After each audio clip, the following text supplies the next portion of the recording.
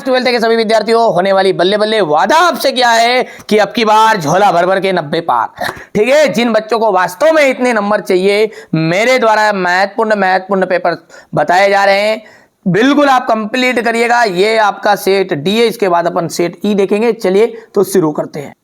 किसकी आवाज मृत गांव में संजीवनी भरती रहती थी? पहलवान की ढोलक। एक घर की खुदाई में प्राप्त दाढ़ी वाली मूर्ति का नाम रखा गया याचक नरेश।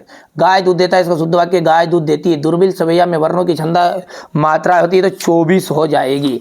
चलिए आगे बढ़ते हैं। रीतिकालीन कवि है तो भूषण। बादल राग कविता में कुल खंड है तो 6। भगत जी का जो चूरन है ना, बालकों को हाथ मुक्त बाढ़ देते थे। कवि निर्गुण काव्यधारा के मत के अनुसार का ईश्वर निराकार है। आपको अपाहिज होकर कैसा लगता है? मोहनजोदड़ो की सबसे लंबी सड़क अब 700 किलोमीटर लंबी बची है। ऊँट के मुंह में जीरे का मुहावरे करते आवश्यकता से कम वस्तु। छंद जो होते हैं वो 2 प्रकार के होते हैं। भक्तिन का जो जन्म है, भक्तिन का जन्म हो जाए ऐतिहासिक यूसी। श्रृंगार काल का आ जाएगा रीतिकाल। रीतिकाल की जो मुख्य भाषा है वो ब्रज भाषा जाएगी। भागी हुई लड़कियां, ये से उल्टे सुलटे काम कौन करते थे? आलोक धनवा की रचना ही है। ठीक है, कविता का पहला उपक्रम शब्द है। शब्द युग्म का आ जाएगा 6 प्रकार के। खंड काव्य कहा जाएगा। देखिए खंड काव्य नहीं है, ये महाकाव्य। यहाँ पर महाकाव्य जो कामयानी है। ठीक है भैया, आगे बढ़ते हैं। और ब्रूनो की बेटियां की किस कवि की रचना है? आलोक धनवा की है। ठीक है, उषा का जादू कब टूटता है? सूर्योदय होने पर टूट जाता है। अपनी करनी पार उतरनी, इस लोकोक्ति का अर्थ क्या है? स्वयं के परिश्रम से ही सफलता मिलती है। यहाँ से देख सकते हैं अपन ने पूरा भर दिया है आपको, ताकि हमारे बच्चों को दिक्कत नहीं होनी चाहिए, बस बाकी सभी को हो या ना हो। ठीक है, जो इस चैनल पर वास्तव जुड़े हैं उनको पूरा सॉल्यूशन मिले, यही हमारा उद्देश्य है ना। तो आप तो अच्छे से तैयारी करो। भक्तिन लेखिका के पास क्यों आई? पैसे की गर्मी किस रूप में प्रकट होती है? ग्रीष्म काल, ग्रीष्म ऋतु में कौन कौन सी पेड़ों में फूल खिलते हैं? ऋषि मुनियों ने किस तथ्य पर जोर दिया है? दीपावली पर लेखक को क्या क्या काम करना पड़ता था? रिपोर्ताज के लेखक से क्या आवश्यक है? मुक्तक तथा खंड काव्य का क्या आशय है? यहाँ से देख सकते हैं आप। और इसके बाद में ये देख लीजिएगा, काव्य के जो गुण हैं, काव्य के गुण कितने प्रकार के होते हैं परिभाषित करना है। लोकोक्ति किसे कहते हैं? तकनीकी शब्द किसे कहते हैं? उदाहरण सहित राष्ट्रभाषा से आप क्या समझते हैं? ये क्वेश्चन नंबर आपका 13 है। यहाँ से आप देख सकते हैं, शीतल वाणी में आग होने का क्या अर्थ है? रोमांचित शरीर का संगीत का जीवन के लिए से क्या संबंध रहेगा? ये क्वेश्चन नंबर आपका 16 है। ठीक है भैया, हो गया। इसके बाद में ये यहाँ से क्वेश्चन नंबर 16 का हुआ है ये। फिराक गोरखपुरी तथा गोस्वामी तुलसीदास का काव्यगत परिचय।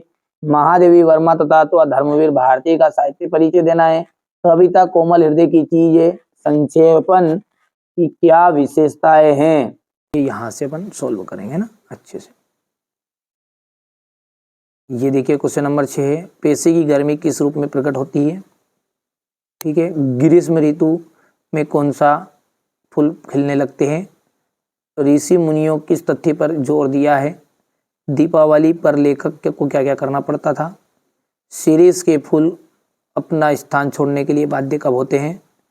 रिपोर्ताज लेखन में क्यों आवश्यक है? प्रमुख जनसंचार का माध्यम कौन कौन से हैं? मुक्तक काव्य और खंड काव्य में क्या आशय है? सारंग रूपक अलंकार की परिभाषा उदाहरण से दीजिएगा। ये काव्य में गुण कितने प्रकार के होते हैं? ओज गुण, प्रसाद गुण हो गया। बिंब विधान से आप क्या समझते हैं? लोकोक्तियां किसे कहते हैं? तकनीकी शब्द किसे कहते हैं? उदाहरण दीजिएगा। राष्ट्रभाषा से आप क्या समझते हैं? निर्देशानुसार वाक्य परिवर्तित करना है। रचना के संदर्भ में अधड़ और बीज क्या है? यहाँ से बढ़िया से, मैंने कहा ना आप तो बढ़िया से तैयारी करो, मेरी जवाबदारी आपको अच्छे नंबर दिलाने की, और दिलाएंगे। ये पूरा सॉल्यूशन कम से कम समय में दे रहे हैं आपको, और क्या। ठीक है, यहाँ से देख लीजिएगा। ये क्वेश्चन नंबर जो 16 है उसको आप ध्यान से देखो। पहले तो आप इसका स्क्रीनशॉट ले लो, ये हो गया।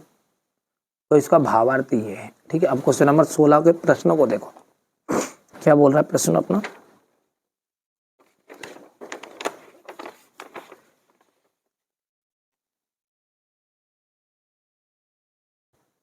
ये हो गया इतना, यहाँ तक। ठीक है, हो गया क्वेश्चन नंबर 16। तो ये इसका मैंने सॉल्यूशन आपको प्रोवाइड करा दिया है। ये यहाँ से थोड़ा सा छोटा कर देते ताकि आपको एक ही बार में ख़त्म। अब ये इसके अथवा वाला है ना, तो इसका पहले तो प्रश्न का स्क्रीनशॉट लो। ये 16 का अथवा है, ठीक है। अब इस प्रश्न का जो उत्तर है, मनुष्य कैसा प्राणी है, तो मनुष्य एक सामाजिक प्राणी है। ये हो गया, कर पाओगे आराम से, है ना भैया। चलिए क्वेश्चन नंबर जो 17 है, इसमें आपको दिए हुआ है फिराक गोरखपुरी की रचनाएं। तो ये फिराक गोरखपुरी, यहाँ से जीवन परिचय इनका, ये तो अपना एमपी बोर्ड में कोई काम का नहीं, रचना ऐसे अपना काम की चीजें हैं, ठीक है। भाव पक्ष हो गया इनका, ये कला पक्ष हो गया है, और ये साहित्य में स्थान। तुलसीदास जी का है, तो ये तुलसीदास जी यहाँ पर देख लीजिएगा, रामचरितमानस, भाव पक्ष, कला पक्ष और साहित्य में स्थान।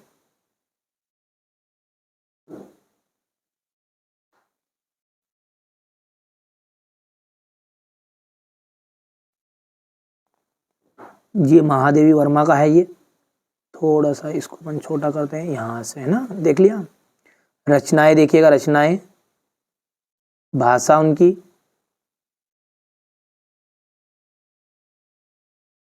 यहाँ से शैली हो गई,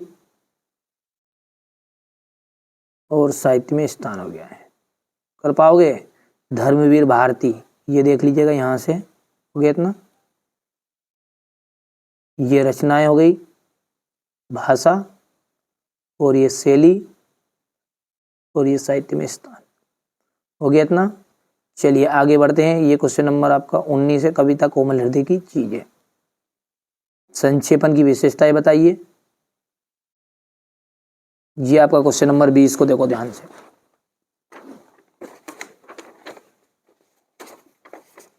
ये आपका क्वेश्चन नंबर 20 है ना, तो ये क्वेश्चन नंबर 20 को आपको यहां से देखना है। ये प्रसंग हो गई है, और ये व्याख्या।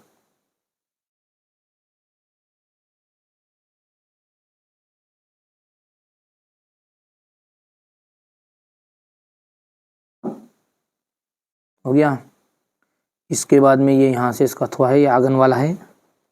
ये क्वेश्चन नंबर 20 का संदर्भ हो गया, ये प्रसंग हो गया, व्याख्या, व्याख्या अपन यहाँ से ले लो, ये अधूरी है, तो इसको पूरा यहाँ से कर लो, ठीक है। अब क्वेश्चन नंबर 21 जो है, इसको देख लीजिएगा, यहाँ पर है।